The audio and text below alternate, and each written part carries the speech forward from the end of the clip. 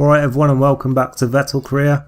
In the previous race it was a Hungarian Grand Prix and Vettel had a very good result there. 4th position in that race. And now we're looking ahead to the Turkish Grand Prix. And let's get underway then and look at the driver standings. Alonso then with an 8-point lead now then going into the final 5 races of the season, with Michael Schumacher as only remaining challenger this season. There's Vettel there down in 10th place. He's had a solid season so far, it has to be said. Another 5 points added to that total in the previous race, so yeah, it really has been a good first season for Vettel. And now we're heading to Istanbul for round 14 of the season. And the first race was only in 2005, so this is only the second time we're going to Turkey for F1, and it's already one that the fans enjoy. A really great track, and across the line Vettel comes in for his first flying lap, and it's a 1:30 dead, and there's a bit more time in there to be found. You can see Trulli has gone fastest by the time Vettel's got back round to say his second time, and across the line he comes in. It's a 1:29.1, which is a very good time at this stage, and should be enough to get him through to Q2, and it does in fact. He's 9th in fact, so possibly a Q3 appearance on the cards here, but I think it's a bit early to be saying that, as we see there he's in 9th, he was comfortably ahead of speed once again. So encouraging signs nonetheless, and into Q2 then.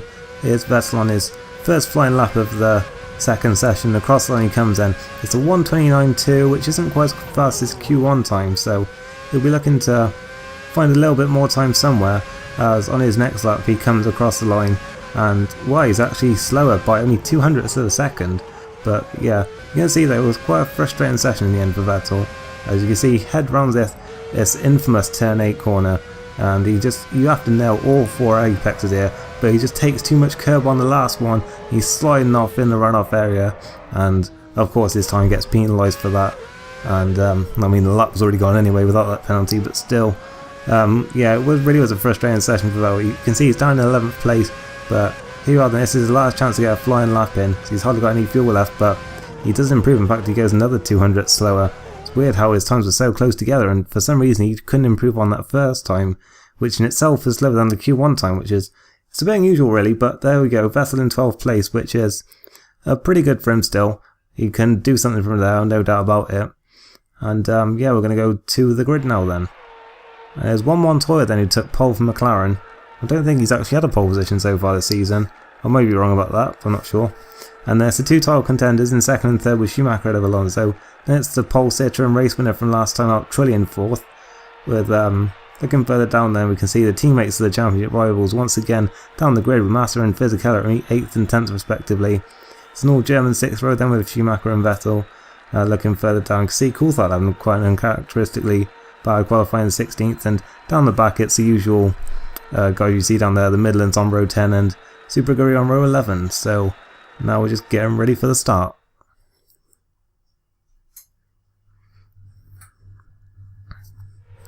Here we are then on the grid. I'm just waiting for the lights now then. The lights coming on.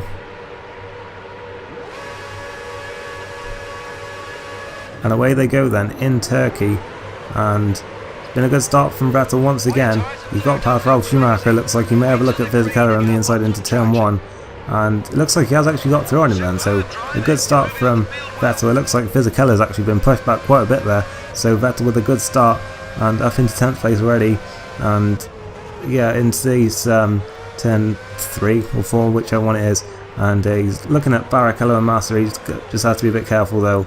Going a bit slowly through some of these corners, but he may have no opening here then. Barrichello tried to cut him off, but Vettel's already stuck his Toro Rosso in that gap then. Looks like he may just be through it again side by side up to turn 7. Barrichello appearing once again on the inside, but Vettel looks like he's just going to hold it on right on the outside. Nice move there, he's up into 9th place, but he's got a chasing pack all over him as they head through turn 8.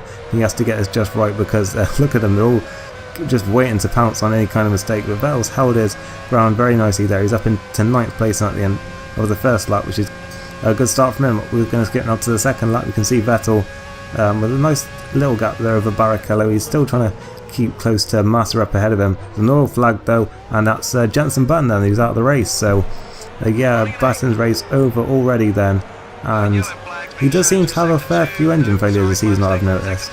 And another one here then, as we see on the replay, That's a shame for him because he'd actually got himself ahead of Trulli and Rosberg there. I think he only qualified like 6th or 7th, so yeah, it was a bit of a shame there for Button, who'd made a good start. But anyway, we're going to skip now to lap 4, and we can see Massa there running wide in turn 9. That could give Vettel the advantage then of the exit of 10 and through 11 here then, as we head down this long back straight through turn 11 then. He's got a very good run, he's in the slipstream, and which way can he look? Well, the Ferrari's just got too much power then in a straight line. The Toro Rosso just struggling to keep up with it, even in the slipstream really. Massa holding his ground for now. Vettel looks to be a lot quicker in this final section, so seemed a bit cautious this time around, but maybe next time around he can use this to his advantage, but we'll have to wait and see then, as we're now skipping to that next lap. And Massa once again running a bit wide in turn 9. Vettel could capitalise here. In fact, he's a lot closer this time then. He's going to be right on him here as they head through this flat out turn 11. And yeah, you can see right in the slipstream. And he's very close this time, but once again you can just see the speed, the straight line speed of that Ferrari. He's having to tuck back into the slipstream just to keep up with it when he pulls out of it. So yeah, it's been very difficult for him to pull off the pass, but he's going to look here then. He's sliding the back end about, but he's going to just launch up the inside into the final corner. That was a nice move there. He knew he had to take that risk there, and it paid off for him certainly. But Massa's going to look back at him now into turn 1. The Ferrari very quick down that pit straight, but Vettel just about holds his ground. We didn't unfortunately catch the full replay there, but you can see Vettel just got a very good run out of those final few corners, and he just knew that that was a perfect chance for him to slide one at the inside. As we see on the next lap, Rubens Barrichello in the other Honda has also had an engine failure, so a dismal day for the Honda team here then. Both cars out with engine failures, and well, what can you say? Only a few races until their home race at Japan, but you can see it a few laps later then. Vettel was very cautious because of that oil on the track, and Massa had a look back at him, and there was contact. Vettel ended up on the grass there, and Massa's all over the back of him now then. This is for 7th place now then, and Massa looking to the outside then. With that, of course, that's the racing line. Vettel's actually been quite cautious now on the brakes. He's braked quite early, but he manages to fight it back on the apex, so he's back through, and he almost runs into the pit entrance there. And Massa doesn't look like he's fighting back as he's actually ahead. He's actually gone into the pit lane, in fact. That's why he was showing up as ahead there for a second. So Massa pitting quite early. I don't think that will play into his hands too much. We saw a few others pitting there as well. But into the pits comes Vettel, and he's up into 6th place. I believe it was just Rosberg who was the other one who pitted. So it's him that we're looking out for then, as Vettel comes into the pits, and for some reason it's only 36 miles an hour this pit lane here, so it's extremely long time here then. It just feels agonisingly slow as you're heading down the pit lane towards your pit box here. And yeah, into the pits he comes in, and should be a good clean stop here. Well, we're hoping for, because there's once again a chance for some points today, and it's nice and clean once again, 7.5 seconds. And out of the pits Vettel comes, and he can finally put the power back on then. Out of the pits, he's looks like he's in 8th place. It looks like he is ahead of Rosberg. You can see there he's been held up by the Midland and Montero, it seems. So Rosberg pitting early, and it's cost him big time, as Vettel has moved ahead of him. And you can see then those who pitted there just then, Trulli was one of them, but it looks like he's actually rejoined just ahead of Vettel. And yeah, we see him just up ahead, I think. And unfortunately, like in Hungary and also Canada, I guess, just nothing happened in the second half of this race, unfortunately for Vettel. It was another fairly dull drive. For some reason, a lot of the races, the excitement all seems to happen in the first half of the race. But nonetheless, it's a good result for Vettel then. He's going to come across the line to take another points finish, then it's 6th place. So there are the final results then from today's race, and it's Juan Montoya who takes the win then. As I say, I think that's his first of the season, but that means McLaren have won both races so far at Istanbul, with Kimi Raikkonen taking the win in 2005. His Schumacher who closes the gap back down to Alonso then with a 2nd place. And looking further down, you see there Trulli, another 5th place there to add to his good points tally after that win last time out. He'll be closing in on the Hondas after their terrible race, as Vettel there in 6th, and Massa once again down the field, as well as Fisichella there.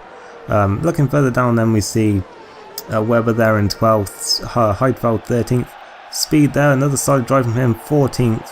He's really turned his form around a little bit in the last few races, apart from the engine failure last time out, of course. He's ahead of Jack Villeneuve in the Sauber there. Impressive stuff. Both Midlands and Super Gurries making it to the finish, but both Hondas out of the race, as was David Coulthard's Red Bull in the early stages of the race. So now we're going to look at the driver standings then. Montoya with the full 10 points today, Schumacher with the 8 points there, and it allows him to close in on Alonso then. 6 points is a gap as we head to Ferrari's home race next then, and yeah, looking further down there we see Montoya overtaking Fisichella, I think that was. Vettel there still in 10th place with him. He's up into 20 points now then, so yes, turning into a very impressive tally then. And down at the bottom, in that crucial battle for 22nd, Montero has overtaken Yuji Ide, so shock developments there. But on to the constructors then. McLaren with the most points today, 15. That should, yeah, as you probably guessed, that has put them back ahead of Ferrari once again. And yeah, Renault just running off. Now they're getting pretty close to securing that constructors title. Toro Rosso is still there in 6th place, and still Sauber, Midland and Super Aguri get to score points.